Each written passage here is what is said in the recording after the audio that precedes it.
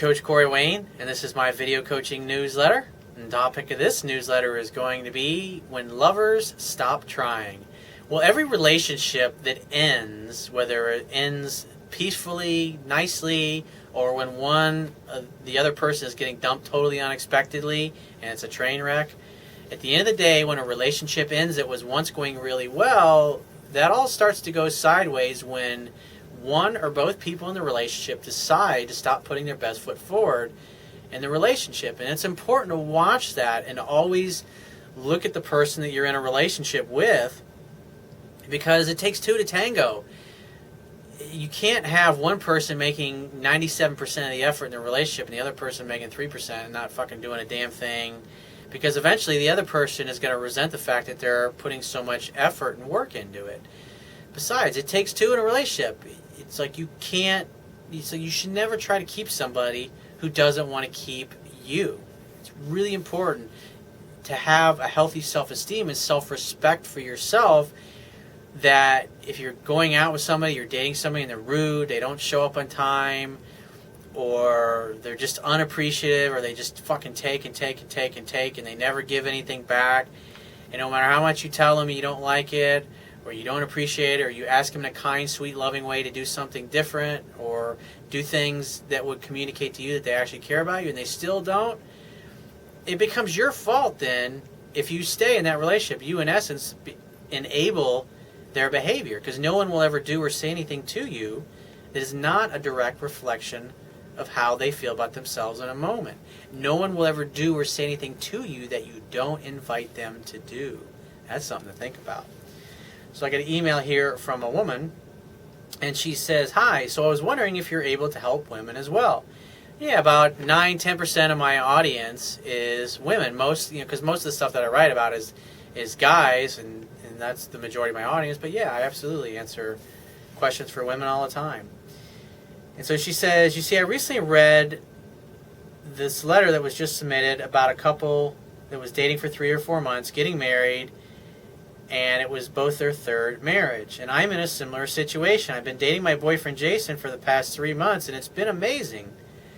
This would also be both our third marriage if we get married. We fell in love instantly, and he's like a mirror of me, and I am the same.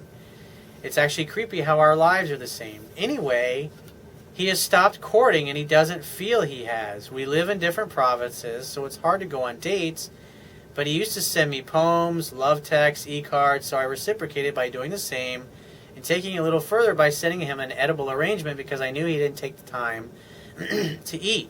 He moved into his new place because he was living with roommates before, so I bought him his new bed. I was generous of you.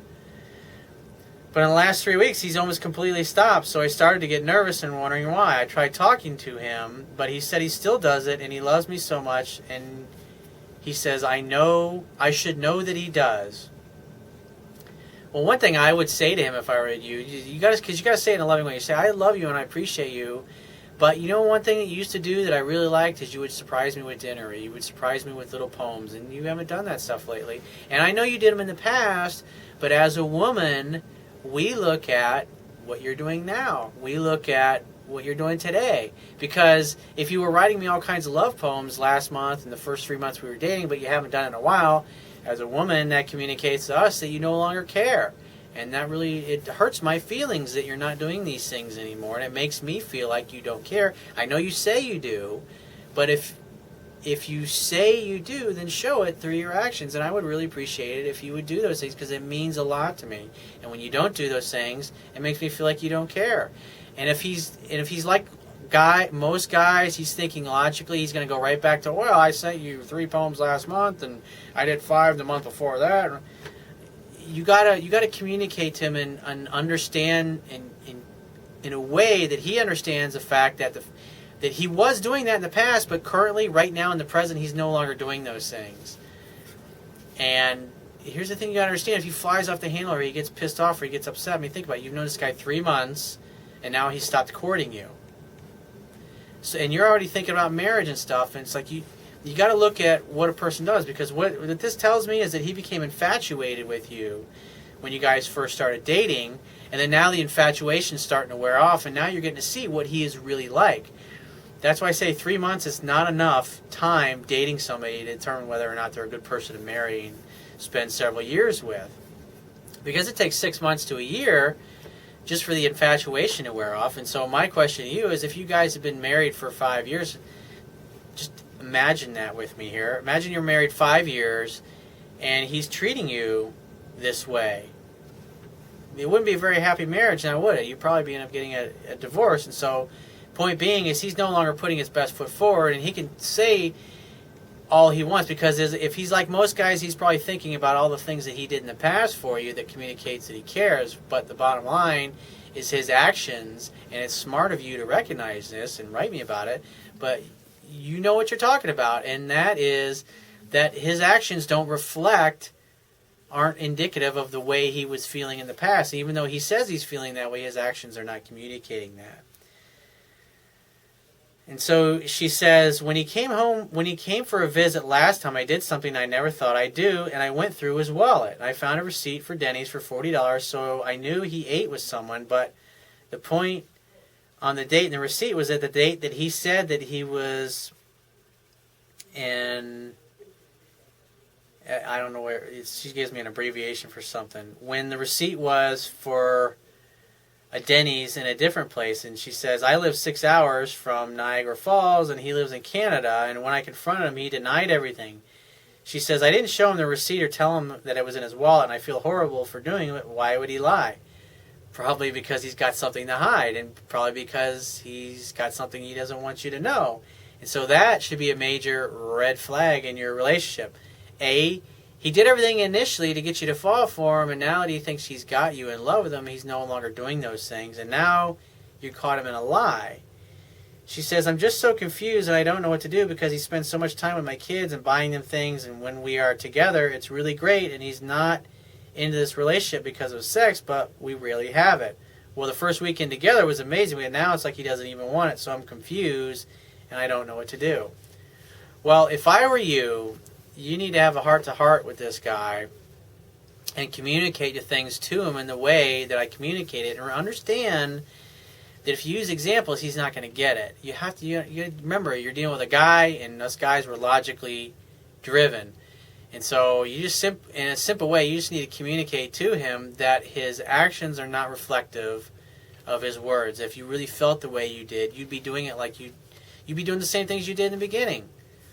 And that's all you say. And if he gets mad, or he gets upset, or he doesn't want to talk about it, how can you have a healthy, loving, long-term relationship or a successful marriage with a guy when he's not willing to communicate with you?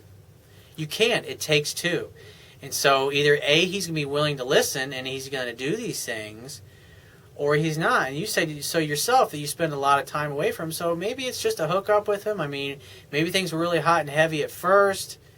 I mean, it's really hard to tell, but at the end of the day, this guy is not doing the things that he once did to get you to fall for him, and you need to be aware of that. So you have a choice. You can communicate to him what it is that you want him to do in a loving, sweet way without being a nag or being bitchy about it. And one of two things are going to happen. He's either going to acknowledge it and he's going to do it because he cares, or he'll make an excuse, or 2 weeks will go by, 3 weeks go by, and he'll be right back to the same behavior. People don't change. They become a better version of themselves, but they don't change. And at the end of the day, is this the standard? Is this the kind of example that you decide to stay with this guy? Is this what you want to be presenting to your children as an example of a healthy, loving relationship? A guy who runs around doing things and lying about it, when you find receipts and evidence to the contrary? Is that really the guy that you want helping to raise your children? Something you got to think about. Do you want a guy who hardly ever shows up, who says he cares but he doesn't show it? Is that the kind of example? Is that the kind of man you want loving your children? Probably not. So if I were you, you probably need to take a step back in this relationship. Have a talk with him, have a chat with him, and if he doesn't take corrective action, probably best to kick this guy to the curb and just say, hey, he was great out of the gate, but he just didn't have what it takes, and just move on to the next one. I know it's hard, I know it's not what you wanted to hear, but bottom line is, you can't make him make an effort. You can't make him do the things that you want him to do. All you can do is ask, give him the opportunity to do it, and if he doesn't, find somebody who will. So if you have a question you want to ask me, go to my website, click the Contact Me tab, which will be on the left-hand side of your screen, and send me 1 to 2 paragraphs max. And just give me several days to get back to you with a response. If you want to talk to me right away, the quickest way to get my help is to book a paid phone coaching session. You can do that by going to my website, click the Products tab, which will be at the top of your screen, and just follow the instructions. If you want to get a digital version of my Kindle ebook, on my website, underneath the email sign-up box, is a box that has a link that will take you right to the Amazon Kindle download page for my book. Once you get there, if you don't have a Kindle device already, you can download one of their free e-reader apps. There's a button you can click on the right-hand side to get one for your smartphone, tablet device, or your computer. It only takes a matter of seconds to download and install the app and complete the purchase of my book. And if you appreciate the value of the information I offer in these video newsletters and the articles on my website and my ebook, you can show your appreciation by going to my website right now. And on the Wibiya toolbar at the bottom of your screen, click the PayPal donate button and donate any amount that you feel is equal to the value of the information. And I will talk to you soon.